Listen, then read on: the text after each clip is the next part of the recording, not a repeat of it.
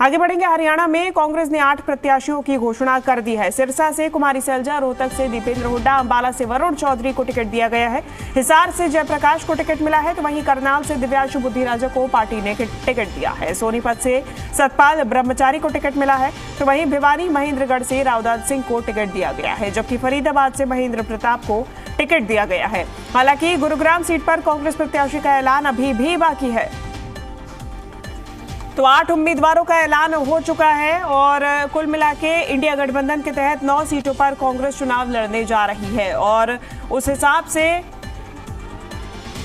8 सीटों पर कांग्रेस की तरफ से उम्मीदवारों की घोषणा कर दी गई है। कल देर रात ये सूची जारी की गई थी। वहीं गुरुग्राम की हम बात करें तो गुरुग्राम पर अभी भी फैसला अटका हुआ है और गुरुग्राम पे अभी तक सीटों का माफ कीजिएगा उम्मीदवार का ऐलान नहीं हुआ है। ये एक ऐसी सीट है जिसके लिए अभी थोड़ा और इंतजार प्रत्याशियों को करना पड़ेगा और जो भी उम्मीदवार है उसे करना पड़ेगा।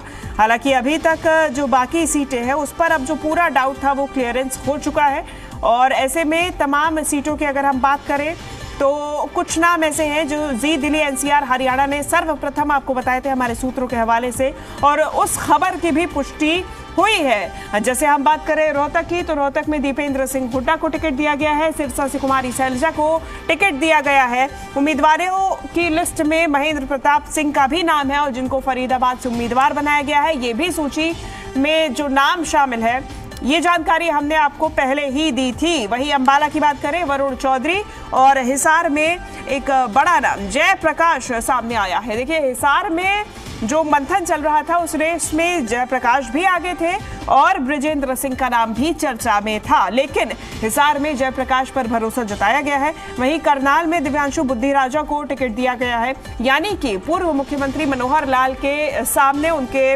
ऑपोजिशन में बुद्धिराजा चुनाव लड़ते हुए नजर आएंगे। वहीं बात करें गुरुग्राम की तो अभी तक सीट पर उम्मीदवारी डिक्लेयर नहीं की गई है। अभी भी गुरुग्राम सीट पर मंथन जारी है। भिवानी महेंद्रगढ़ से रावदान सिंह और सोनीपत से सतपाल ब्रह्मचारी को टिकट दिया गया है। चलिए हम ज्यादा जानकारी लेंगे। हरियाणा डिप्टी एडिटर विनोद लांबा हमारे साथ जुड़ गए हैं। विनोद, कल देर रात ये लिस्ट जारी हुई और सर्वप्रथम आपने ये सूची हमारे चैनल पे ब्रेक की। अब गुरुग्राम को लेकर इंतजार।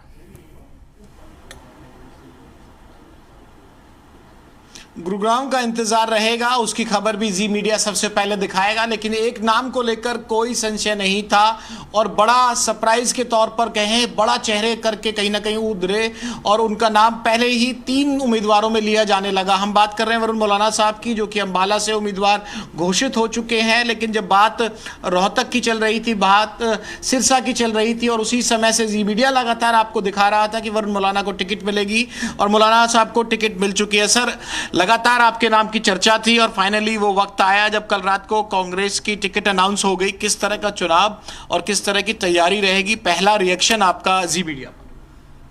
धन्यवाद लामा जी। टिकट अनाउंस हो गई। बहुत उत्सुक थे अंबाला लोकसभा वासी मेरे नाम को लेकर कि कांग्रेस पार्टी से वरुण चौधरी उम्मीदवार बने और कहीं ना कहीं वही सुनवाई शीर्ष नेतृत्व तक आई और उन्होंने मुझे इस जिम्मेदारी के लिए चुना और इसको मिलजुल कर हम बखूबी निभाएंगे और इस सीट को कांग्रेस की जीत सुनिश्चित करेंगे। तैयारियां पहले से थी, क्योंकि मैं लगातार ये कह रहा हूं कि नाम को लेकर कंफ्यूजन नहीं था और कहीं ना कहीं आपके नाम को लेकर तो बिल्कुल नहीं था 3 सीटों पर। किस तरह की तैयारी अब तक, किस तरह का होमवर्क आपने अब तक किया है और अंबाला की जो सीट है वो किस तरह से कांग्रेस को या आपको समर्थन देगी? क्या लगता है अब तक की आपके होमवर्क से? जितने अब तक चुनाव हुए हैं ज़्यादा बार कांग्रेस ही जीती है। ठीक है जी, एक बात। दूसरी बात, आपने तैयारियों को लेके कहा, हम तो कल से ही जो है विधानसभा स्तर की बैठकें शुरू कर रहे हैं। रोज 2 से 3 बैठकें करेंगे। नामांकन तक सभी विधानसभा क्षेत्रों की वर्कर मीटिंग्स हो जाएंगी और उसके बाद नामांकन पत्र भरते ही हर विधानसभा क्षेत्र में गांव दर गांव चल पड़ेंगे। कांग्रेस पार्टी के वर्कर्स में ही नहीं, अक्रॉस मैं कहूँगा पूरी अंबाला लोकसभा क्षेत्र में जितने भी मतदाता हैं उनमें उत्सुकता है कि उन्होंने इस बार कांग्रेस को वोट डालने का मन बना रखा है। पिछले, जैसे आपने कहा, अभी बहुत दिनों से नाम चल रहा था, मैं फ़ोन पे ही हूँ, सबके साथ जुड़ा हुआ था, और ये एक इनपुट आ रही है कि केवल कांग्रेस के वर्कर मेहनत कर रहे हैं, वो तो कर ही रहे हैं, इसमें कोई दो राय नहीं। जो दूसरी पार्टियों से जुड़े हुए भी लोग हैं, वो भी कहीं ना कहीं मन बनाए हुए हैं कि इस बार उन्होंने कांग्रेस पार्टी को विजयी बनाना है।